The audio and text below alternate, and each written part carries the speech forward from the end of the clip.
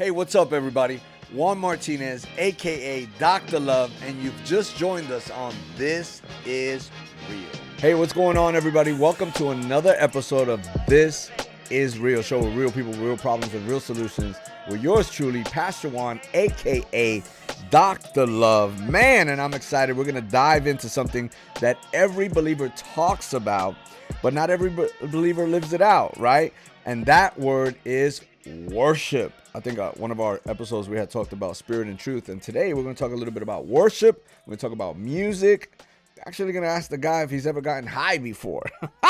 But now I'm not just talking about music when I say worship. I'm talking, and not just Sunday, not just lights, not just hands raised. I'm talking about a life posture of worship, because real worship really starts when the music stops. For some of us, worship is an event, a song list, a vibe. But when Jesus talks about worship, it's a heart that's surrendered. I believe Romans 12:1 says, offer your bodies as a living sacrifice, holy and pleasing to God. This is your true and proper worship. So not your vocals, not your playlist, not your life. It's actually your life. I was going to say not your life, but it's actually your life. Let me ask you a question. When nobody's watching, and it's just you and God, are you worshiping? Are you a true worshiper? Are you giving him your time, your thoughts, your obedience, your yes, even when it costs you something? Worship isn't about how we sound. It's about who we bow to. It's never about performance. It's always presence. I like to say it's not hype, it's honor. So today we're going to get into the heart of worship, the kind that breaks chains, shifts atmospheres, and draws heaven into earth. The kind of worship that's not just sung, but lived. So the question is, are you ready? So this is what we're going to talk about. We're going to talk about worship. We'll be right back with This Is. But nothing where you were wilding out. Nothing. That's kind of what I'm getting out. to. Yeah, nah. You were wilding out. If I felt myself going there, I would stop. How did you avoid all that in high school? I mean, my parents, although they are pastors, they were real. They just pretty much broke it down to me and my brother. You know, just said, you ain't really missing nothing. My dad and mom, well, I ain't gonna say they busy.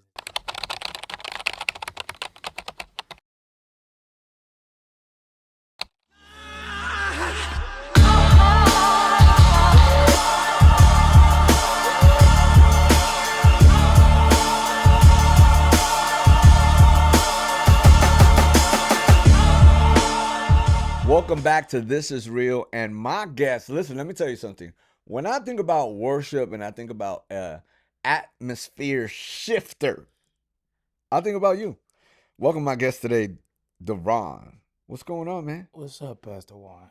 Dude, I'm excited that you're on the show. This is a long time coming. I know. This is like we had the one, but that was like years ago. That was years ago. Yeah. It's good to be back for the first time. Hey, well, you're in the new studio and everything with the red mics. Yeah, Come on. this is fire. I might want to borrow this for Hey, listen. a little promo video I'm trying to do. You let me know. All yours. Okay.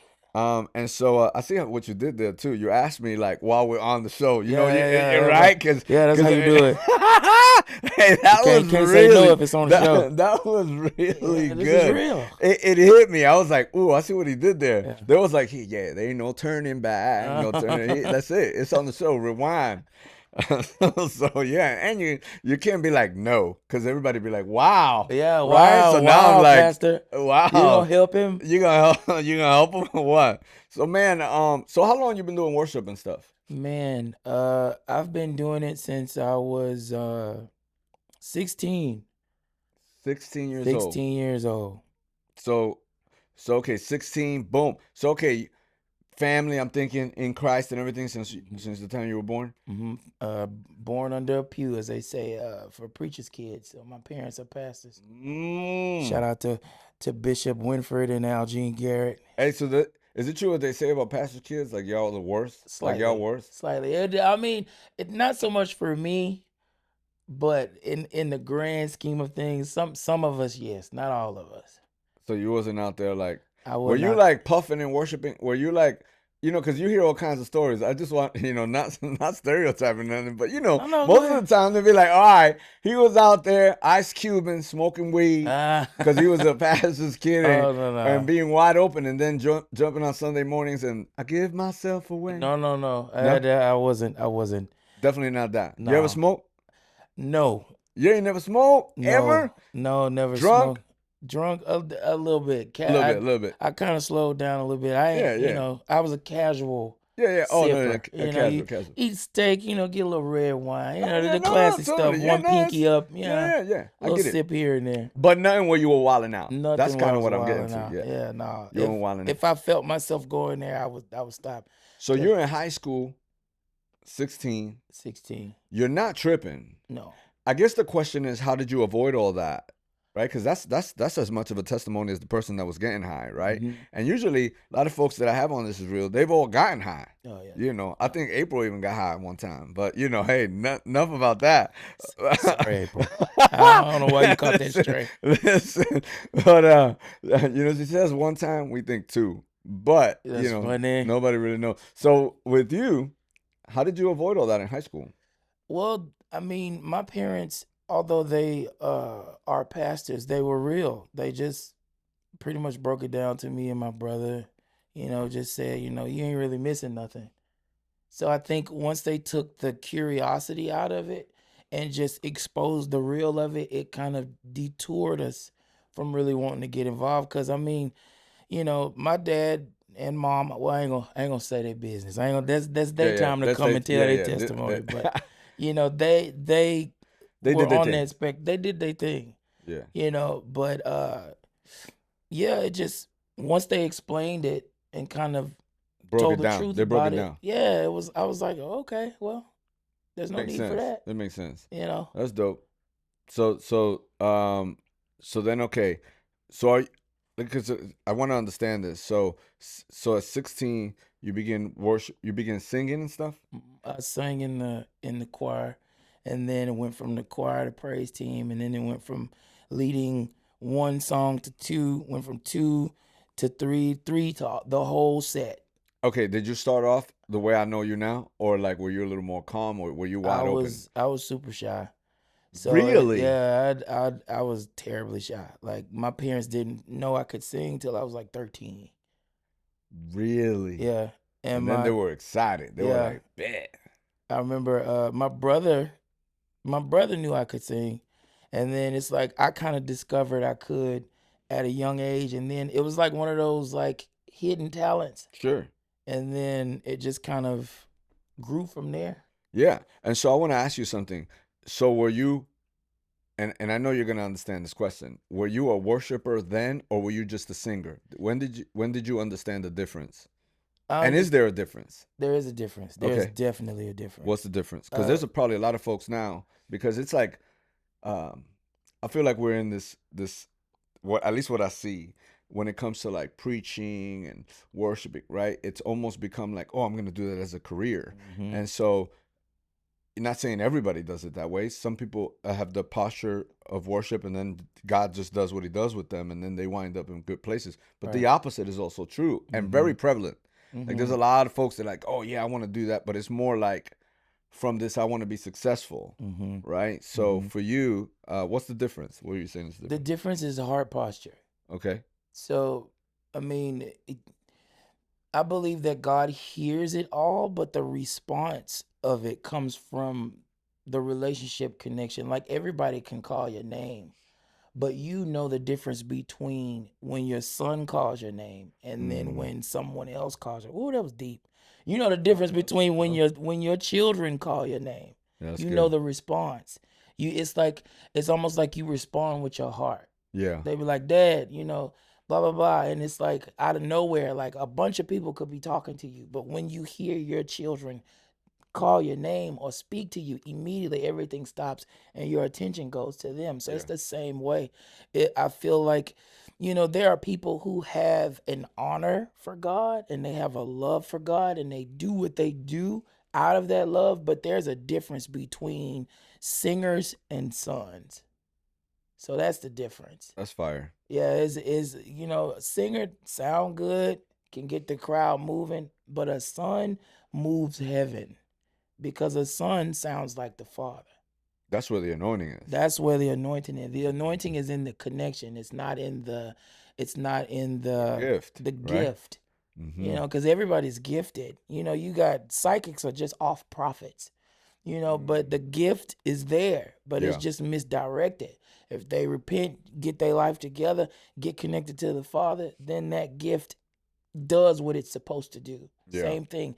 You got people, R&B singers that are literally anointed, Yeah. but just where they are. And in certain cases, the Lord may have them there, and depending on how grounded they are, redirect people back to the Father. Yeah. Yeah, because God could use a rock, God right? can God use could use anything. anything. So you can use anything. Mhm. It's just not beneficial for the person who is a worshiper, right? Right. Who's like not a worshiper, but is claiming worshiper, right? Mhm. Because we had an episode where we were talking to Dr. Andrew Hurd, and we Mhm. were talking about spirit and truth and how important they equally both are. But it says worshipers. So, you can't even be a worshiper without spirit and truth. Mhm. And I love everything you're saying because I think, a lot of times because people don't have a gospel centered life or don't have that relationship, because sons can tell sons Mhm. and daughters, right? Like because of fruit and everything, right? Mhm. But there's this if I remember I was in this place, I don't know, it was wild, and these people were really gifted, but everybody was like, "Oh, that was so anointed." But let's say this worship team was like doing cocaine, and like they really were. They were like partying, Oh, and Jesus. so we confused the gifting, right? Because I always think of that "Depart from me, I never knew you," Mhm. and I think like, man, like that dude didn't suck. Like he wasn't like the prophet guy. He was prophesying. The guy, any person that was doing what they were doing, they couldn't suck because everybody would have been like exposed, Yeah. right? So they had to be really good at what they were doing. Exactly. So good that they convinced themselves they had a relationship with God, right? Because when they Mhm. get up there, when he's like, "Depart from me," it seems to me when I read that they rolled up like, "I'm ready." Yeah. Like, okay, where my house at? Yeah. What room I'm staying in? Yes. Yeah. And So yeah, so what do you think in today's culture when you think about worship? Where do you think we're at? What's the temperature of worship right now? it's in certain cases, it's like it's two sides of it. Like Mhm. on one side, it's beautiful, the expression of worship, the radicalness, if I can make that a word, the Yeah, yeah. radicalness of it, the hunger that people have for it, the desire to experience a real encounter with God. Those things are there, but then on the other side of it, there is a Luciferian, if Yeah. not careful, type of presence Mm. that it's like, and the crazy thing about it, we tend to forget, like, that's what he did. You know what I'm saying? Lucifer was that guy. He was the worship leader. He was the Yeah. first one. Yeah. So because of that, he knows it's in certain ways, he knows more than we do. Yeah.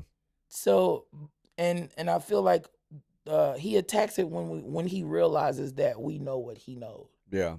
And it's yeah, so when it comes to that side of it, it's like you have to be really careful because that celebrity, that wanting to grow your ministry, that this is when you go into a situation and it's about that person and not about that person that they live for and sing to. Yeah. Like, that's the fine line, and it's like it can get very scary because it can feel like God, it can sound like God, but it's a counterfeit. Yeah. So how did you, because you said you didn't start off that way. So when did it happen for you where you realized, man, I'm just singing?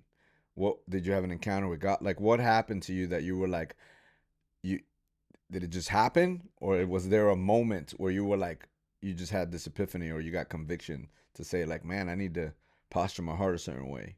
I think as I was growing up, because I, the one thing that really shifted it for me was starting out, like, the first time I heard Israel's Live from Another Level.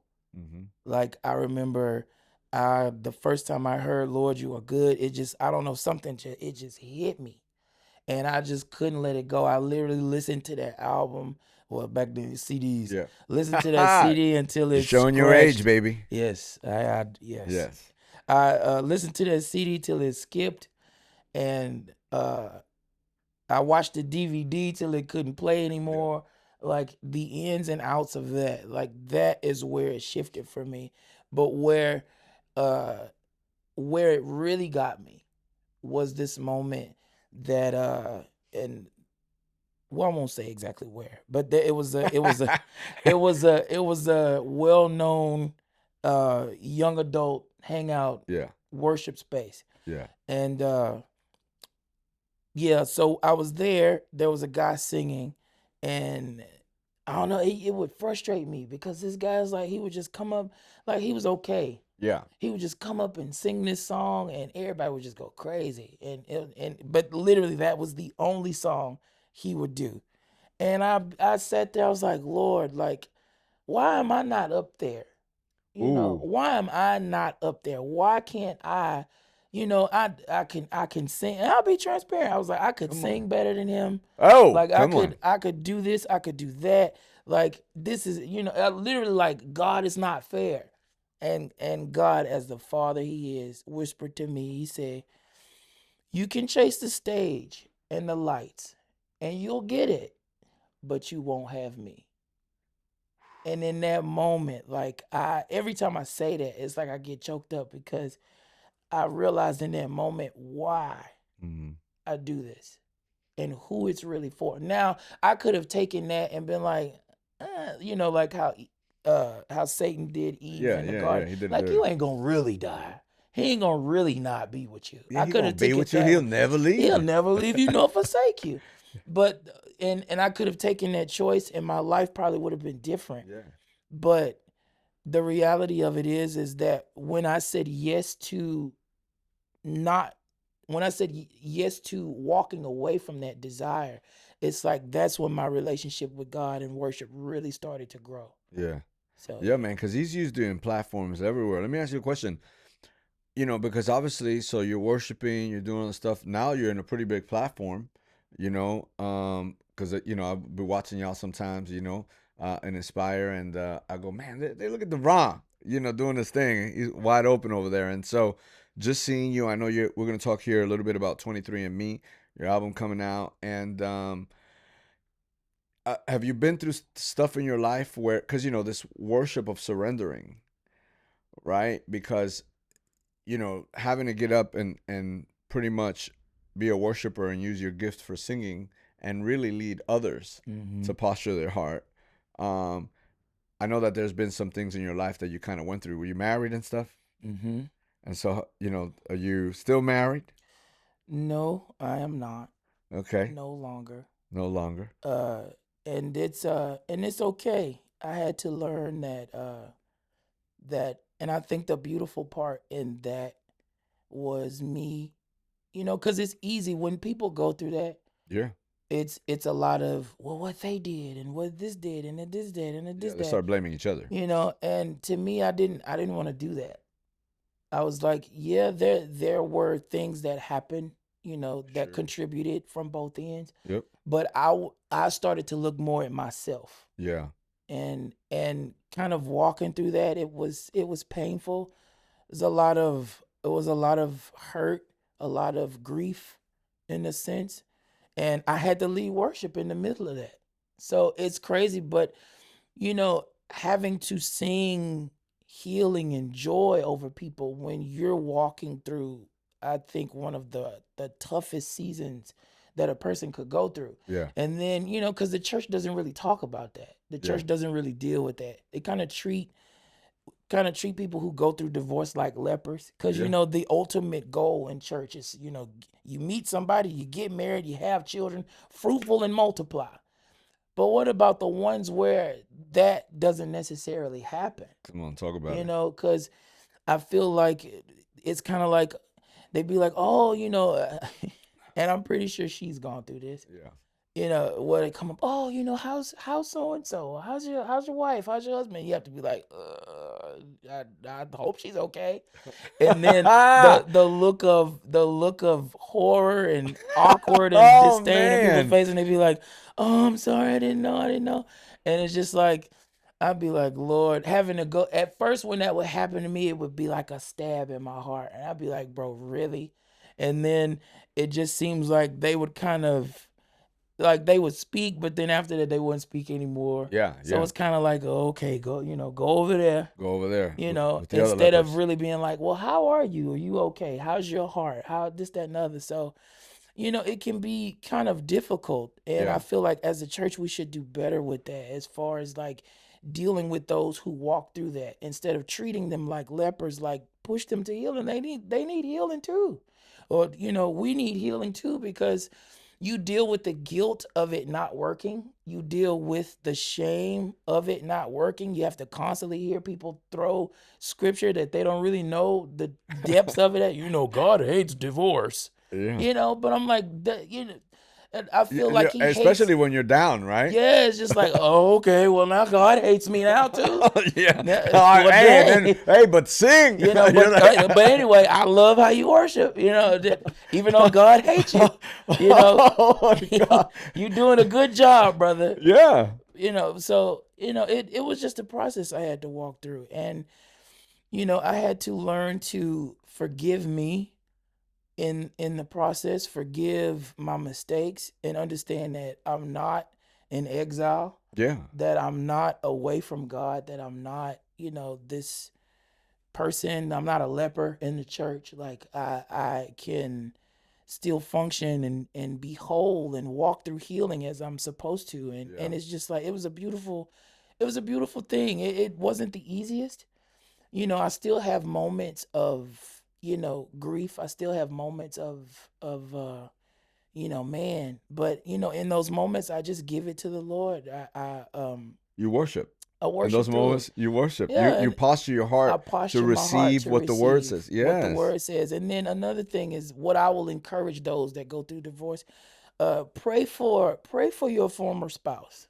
Lift them up to God, to the throne of grace. And that way, whatever, because people don't really understand the situations that happen in Sure. that. Because sometimes it can be like very like harsh. But Sure. I think to heal, a part of the healing process is not only forgiving yourself, forgiving that individual, forgiving what happened, forgiving what you went through, and just moving forward and Yeah, and not totally. being bitter, and Because at that point, it seems like your enemy, yeah, but it's really not your enemy. really not. And when you look at Ephesians, it said our fight is not against flesh. It's all these verses. I have this no shameful plug, but I got this book coming out. That's crazy. That's Plug God, it. right? And in that, everybody wants to that's crazy, but nobody wants to that's God. And the premise is that like what you're talking about is what God would do. Like pray for your ex-spouse, like that's something God would say. Like pray for them.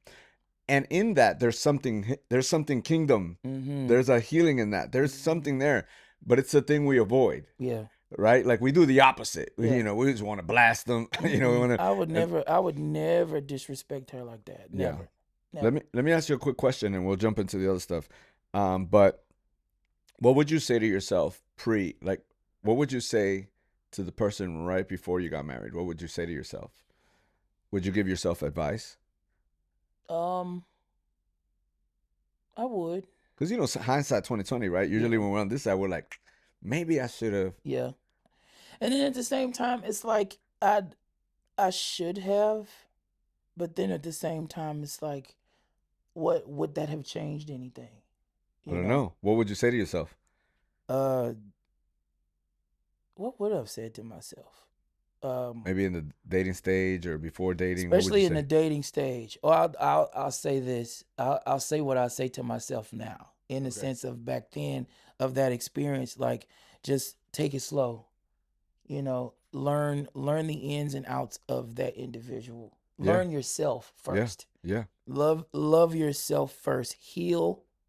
Get rid of whatever vices or things that you have. Even if it's not so much get rid of it, have a good sense of control over it to where Yes. you know where you are with it. Be honest, be transparent. Yes. You know, don't be afraid to be honest and transparent. I think Yes. I was afraid to be honest and transparent. Yeah. And then and sometimes now. So it's like even talking about it now, I'm just like, ugh. Yeah. But I realized that, you know, it was a part of my life. You know, I don't have any hard feelings. I Yeah. don't Yeah. Yeah. harbor anything. I pray she doesn't.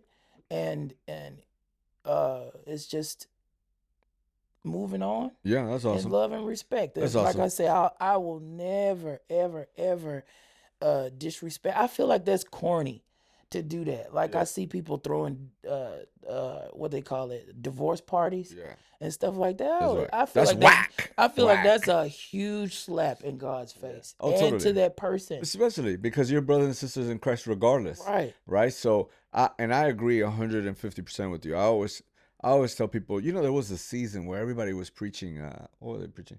Everybody was preaching baggage. You remember, like, there was this is years ago, but everybody was like, baggage, you know, you bring in your baggage into your, and I had this epiphany one day, right? Where I actually do this with couples now before they get married, right? But I'm like, I always think, if we know that, why not empty the baggage before, right? Because at least you could say, yo, like, I have anger issues. And then that person could decide, ooh, I want to be here or not. Are you working on it? Are you not working on it? Right? Rather than just like, because everybody, yeah, totally. Yeah. Or you find out while already in, and it just makes it a lot harder. So I love what you were saying about taking it slow. Taking it Could it have slow. changed it? Who knows? But at least you know you did everything you could. And Yeah. every single one of these always teaches you, you know, gives you wisdom. It should give you, like, okay, if you get in another relationship, you really want to make sure that maybe taking it slow is a good thing, you know? And so that's why I ask, because, you know, a lot of times people are, they roll in relationships. Your advice right now is going to save thousands of people, because the reality is that, you know, you got, I think, about 12 million people even incarcerated that watch the show. And, you know, usually, boom, get out, find the girl, boom, let's go. We're going to be happy. I'm like, no. I'm Deal like, with you first. Marry you first. oh, yeah. Marry you first. Yeah. Know how you want to be in a marriage first.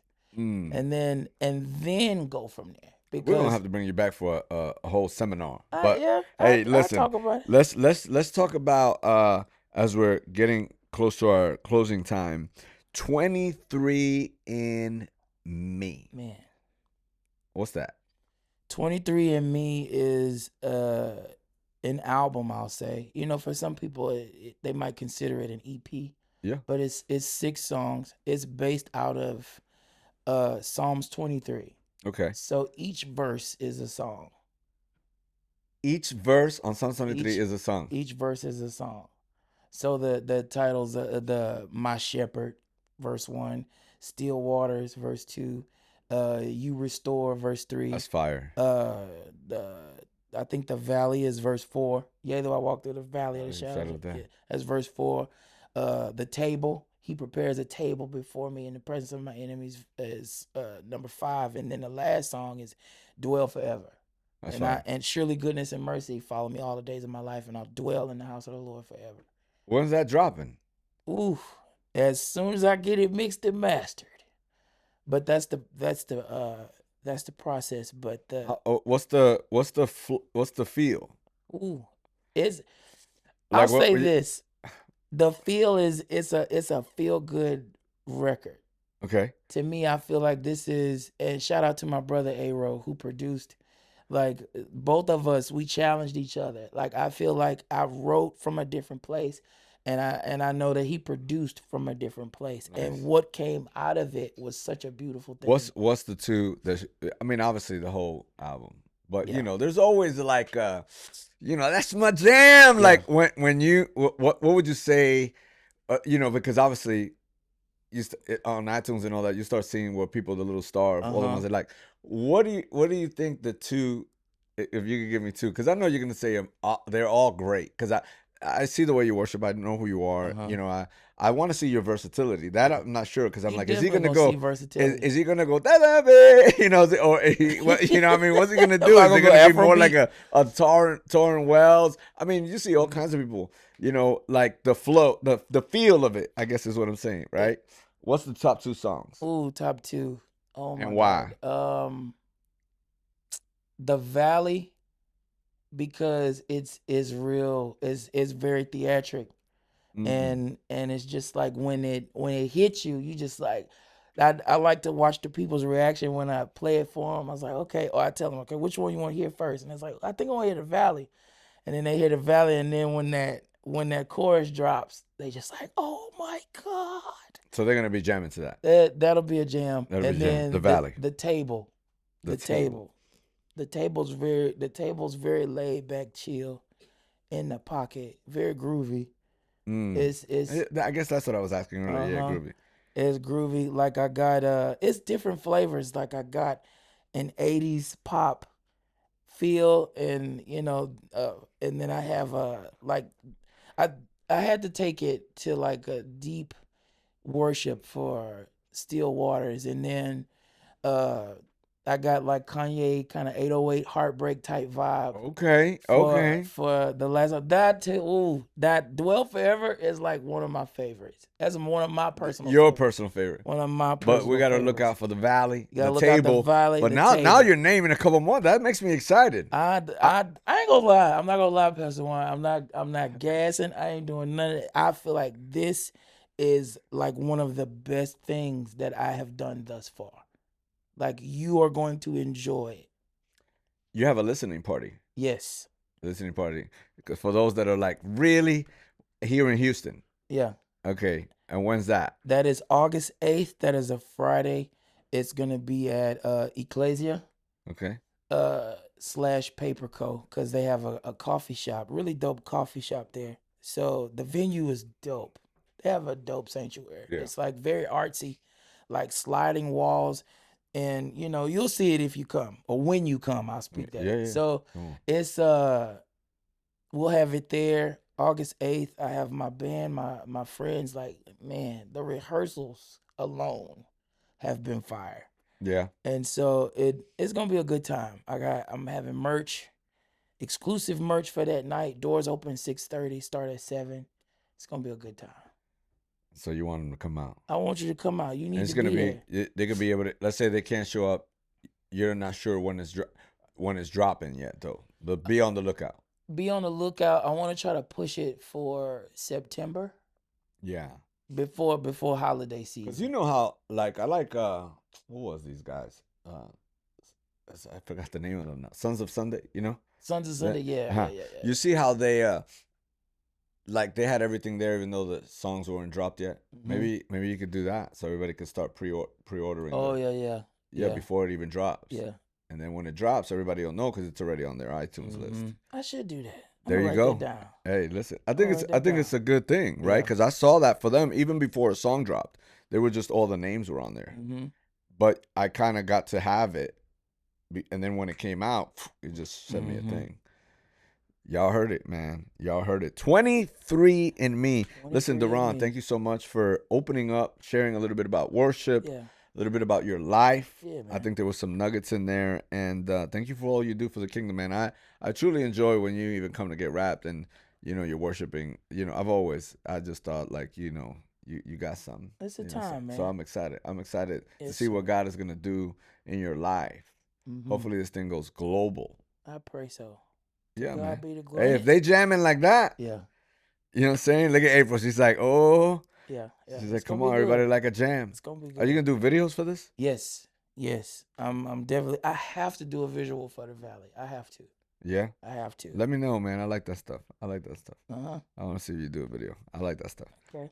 I got my creativeness, All my right. brain. Let me know. Let's I do want it. You see, directing. I'm directing. See the way I threw myself as a director? See, he threw the mic. Hey, I you threw the taught mic. me. He started, okay. Hey, you taught me. You taught me, man. Yeah, okay. Hey, man. Come on, You do your heard it, man. directorial debut. 23andMe, Deron, album coming soon. You don't want to miss it if you're in the Houston area or if you're by Houston, August 8th. Where could they find you? Where could they find all the information in case like? You can find it's on the Eventbrite. It'll say 23andMe 23andMe. At Paper Coat. Where do they find you? They find me on social media. It'll say Daron the Garrett, DaronTheGarrett, and that's for TikTok and Instagram. On Facebook, it's just my name, Daron Garrett. TikTok. That's where everybody at. That's what they're saying. Yeah. And so thank you so much for tuning in to another episode. Thank you to all the real ones who support, who subscribe, who share with your friends. Don't forget, we'll be back next week with another episode of This Is Real. Peace. And that's a wrap. Thank you so much to all the real ones for joining us every single week. You can be a part of the crew by following us on all our social media outlets. Also, you can write us at P.O. Box 671626, Houston, Texas 77267. And don't forget, stay real.